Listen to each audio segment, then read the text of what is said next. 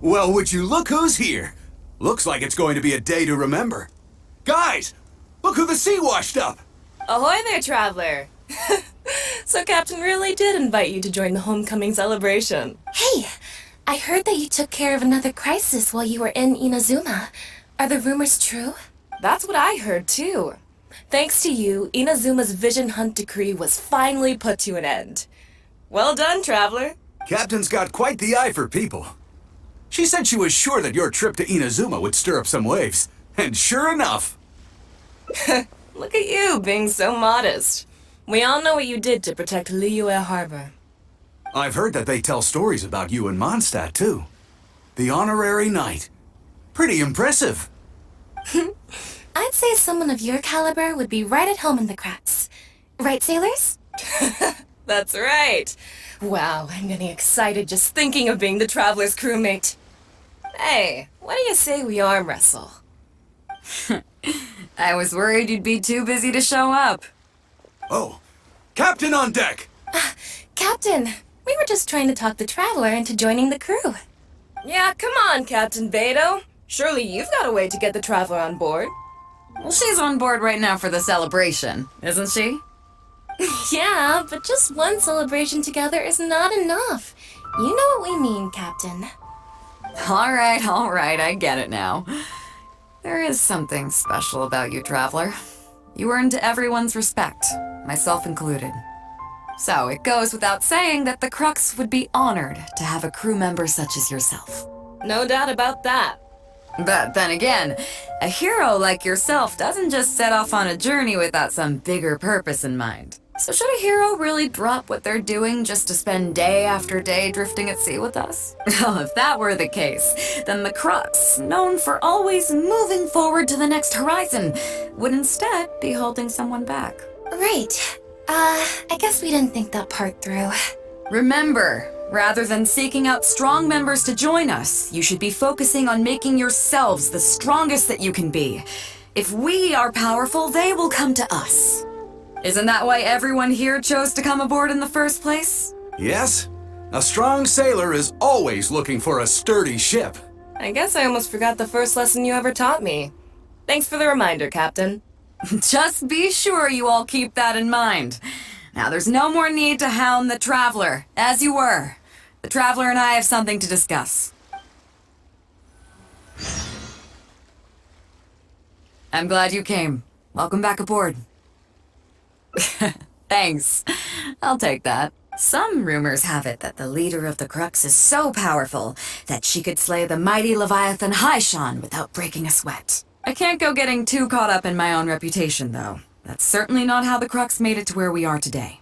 As the head of the fleet, my task is to keep us on the right course, no matter how turbulent the seas may become. But then again, the crew isn't usually this riled up.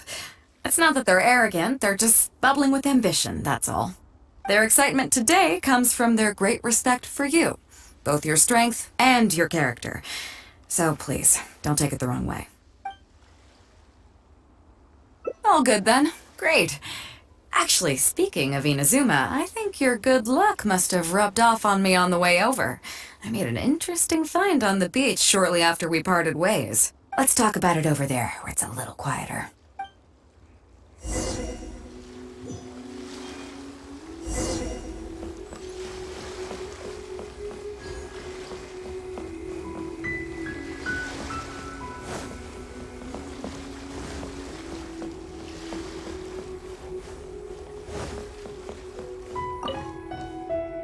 So after we dropped you off in Rito, we found a shipwreck nearby. Probably belonged to Inazuman pirates. We searched the wreckage and found a map. At first, I thought it was a nautical chart. I was thinking we might discover a new sailing route if we were lucky. But after a closer look, I realized it wasn't a map of the sea at all. It was a Liyue treasure map, and no ordinary one at that.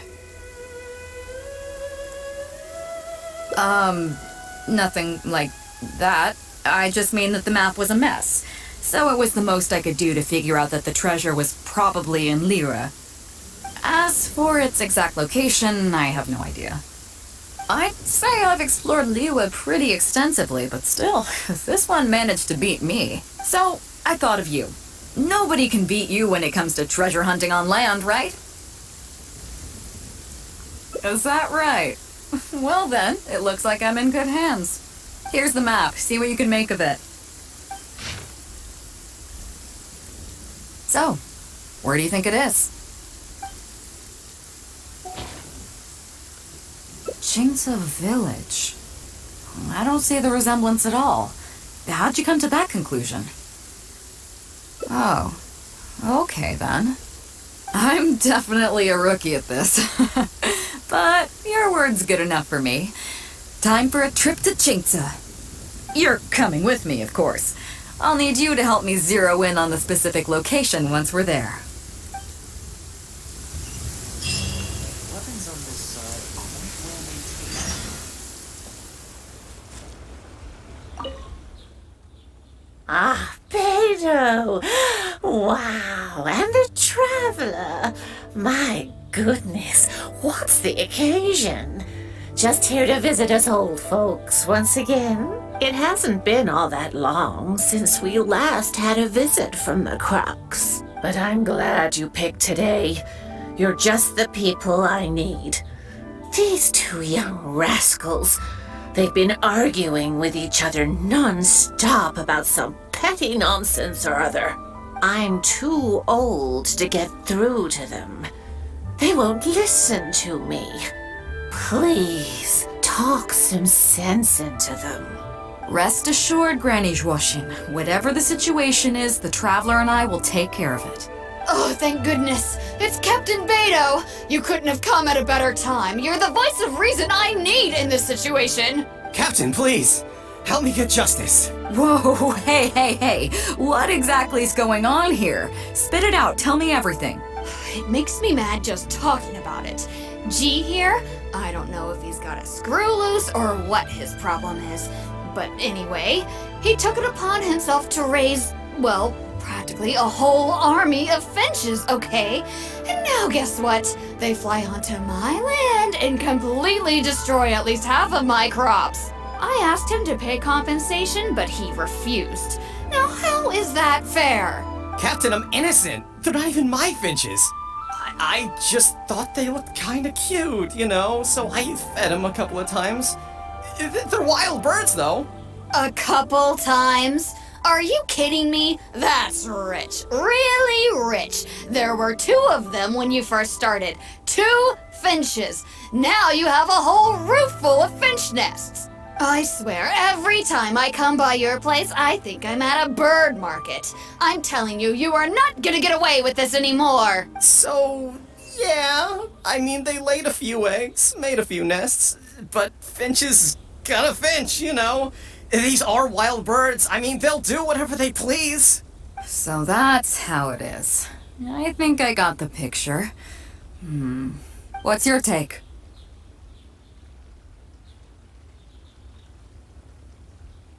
Yeah, you have a point. Gee, let's say I'm interested in buying these finches off you. What would you say to that? Are you serious, Captain? Oh, that would be great. Honestly, with all this trouble they've been causing me lately, they've become a bit of a burden. So if you're happy to take them off my hands, that would be perfect. Alright, deal. My only condition is, you have to use some of the money to compensate Wenjing for her losses. Oh, come on. But I never raised them, did I? Well, you tell me. You took my deal, that means you admitted to being the owner, doesn't it? Otherwise, what gives you the right to sell them to me? Captain Beidou's right. If you didn't raise them, what makes you think you can go taking her money for them, huh? Well... Don't worry. My offer includes plenty left over for you after deducting the compensation. This way, you get something back for looking after them. Okay then. Okay. I'll pay the compensation. I hope you two are very grateful indeed to Beidou. I dare say no one else will be quite so accommodating toward the people of our village. Granny Zhuoxin, as you know, many of the boys from your fine village do sterling work for the Crux. The fleet wouldn't be what it is today without them, so please think nothing of it. Gee, Wenjing, I guess you're free to go. Captain Beidou, you're here. Pops Shing, it's been a long time. Have you been? Don't get me started. I've been having some real trouble with that neighbor of mine, Jen. We keep having the same argument, and it just goes nowhere. I heard you were in the village, so I rushed over to seek your help. What's the issue? Oh, come with me. You'll see. Let's go find Jen and clear this whole thing up, face to face.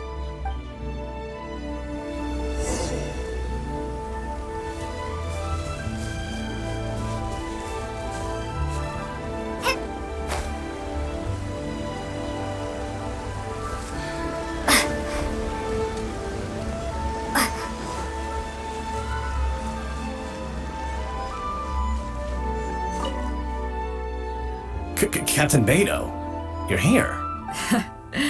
I heard that you and Pops Xing had a little misunderstanding. So, what's up? Tell me about it. Jen planted a tree on his property a few years back. I had no issue with it at the time. It's just a tree. But a few years on, it's grown taller than the roof of my house. Every morning when I get up and open the window, I just want to feel the sun on my face. But I'm greeted instead by the looming shadow of my neighbor's tree. It really affects my mood. I asked Jen to cut it down so I could get some sunlight back on my property. But he said no. It's like he's done this on purpose just to drive me crazy. Captain Beidou, you gotta believe me. I didn't intend to block the sunlight, but there's nothing I can do about it now. It's not just any old tree, you see. That tree was planted there by my late father. Not long after he planted it, he passed away. And just before he passed, he left me with some parting words. He said our family's fortune was inauspicious and we needed something to suppress the bad luck.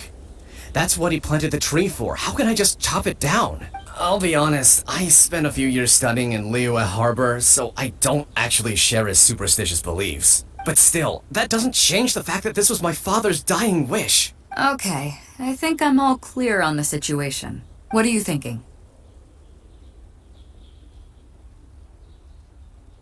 I was thinking along the same lines as you. Look, Pops, I'm not trying to make excuses for Zhen, but just try putting yourself in his shoes for a moment.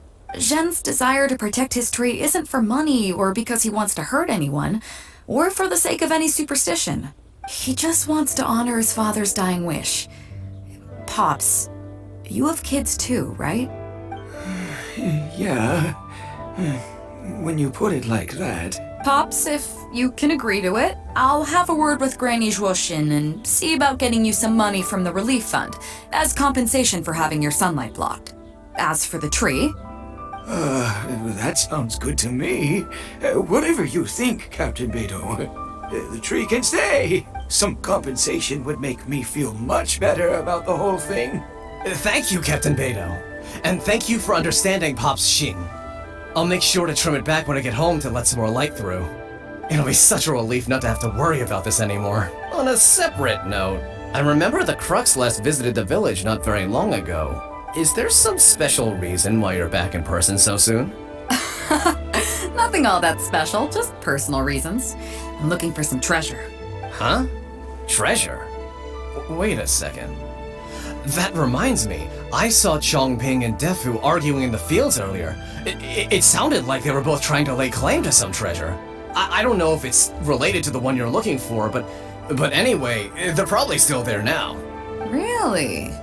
Okay, well, you and Pops Xing can go about your business now. I'll go see what the situation is.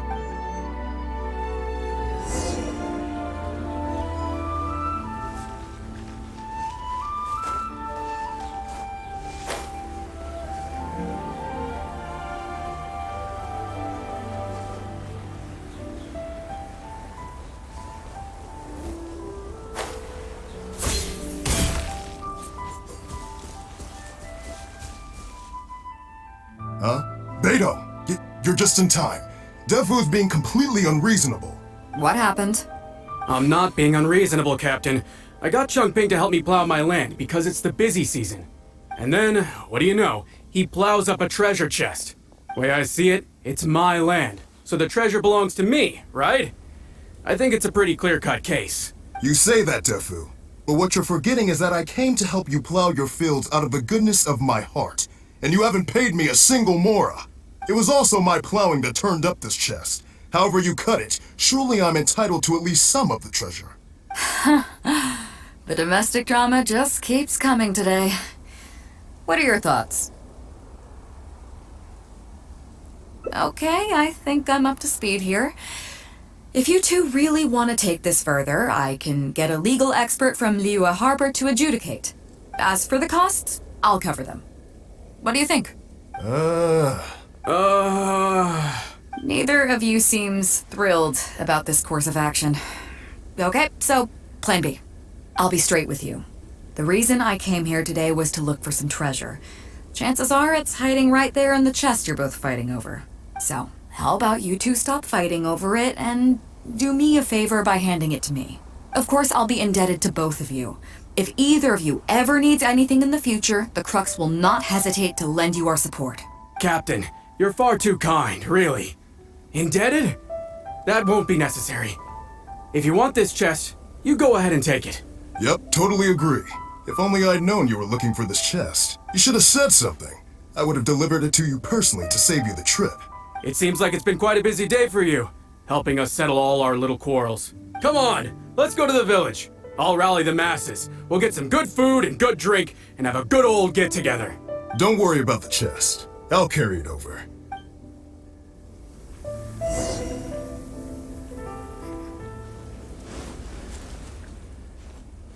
What a fine day today has been. Beidou has solved an awful lot of problems in our village. She sure has. Without Captain Beidou, that compensation payment would have bankrupted me. Yeah, and if it weren't for Captain Beidou, I'd still be arguing with Pops Xing. Hear, hear! We have plenty to thank Captain Beidou for, I'm sure. I propose a toast in her honor. To Captain Beidou. Cheers! I couldn't ask for more than the chance to get everyone together and drink to our heart's content. Cheers!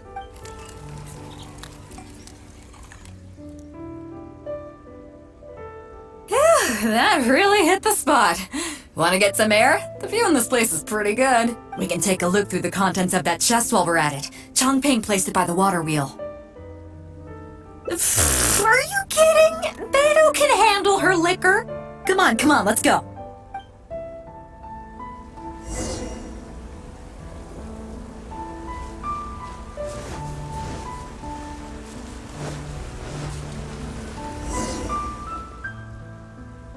So, I've been thinking.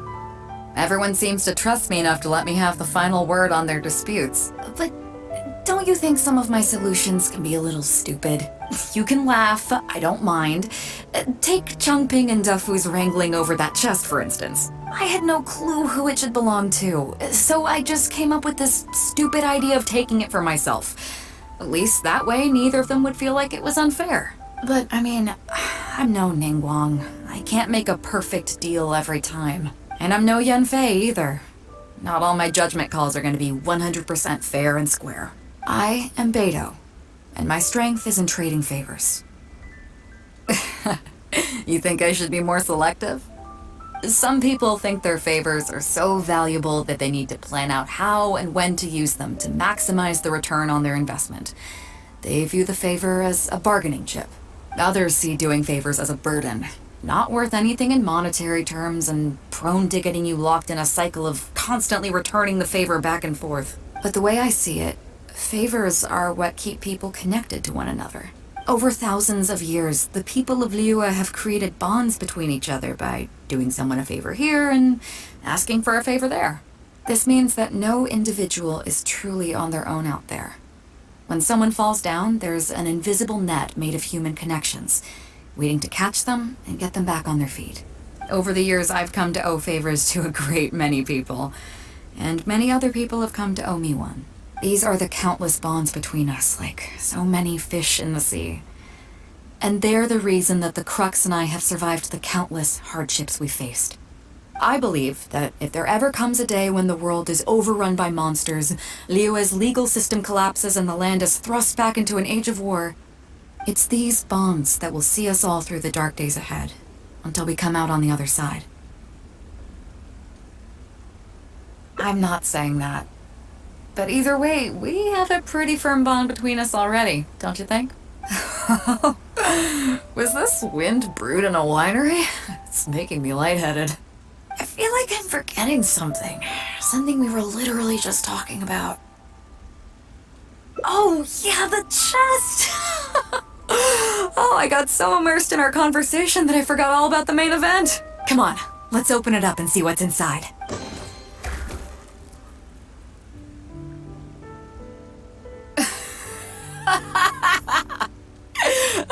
Oh, that's it? A whole lot of nothing? It's not exactly what I was looking for. But you know what? I don't care. The fun part was going on a treasure hunt with you. Come on, let's get back to the party. Tonight, we go big before we go home.